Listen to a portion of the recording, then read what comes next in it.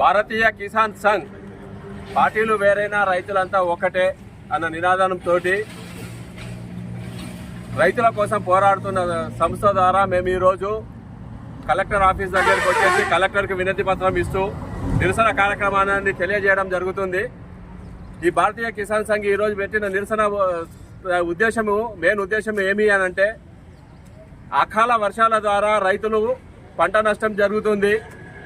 ఈ పంట నష్టం ద్వారా ఈసారి చాలా దగ్గరలో కూడా వరి నష్టము, తర్వాత మామిడి ఇట్లా పంటల నష్టాలు జరిగినాయి.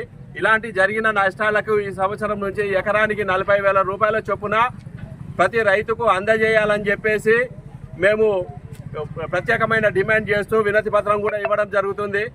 అలాగే గత సంవత్సరము కూడా ఇలాగే ఎలక్షన్ల ముందు పంట నష్టాలు జరిగినాయి. అప్పుడున్న గవర్నమెంట్ ఎకరానికి 10,000 చొప్పున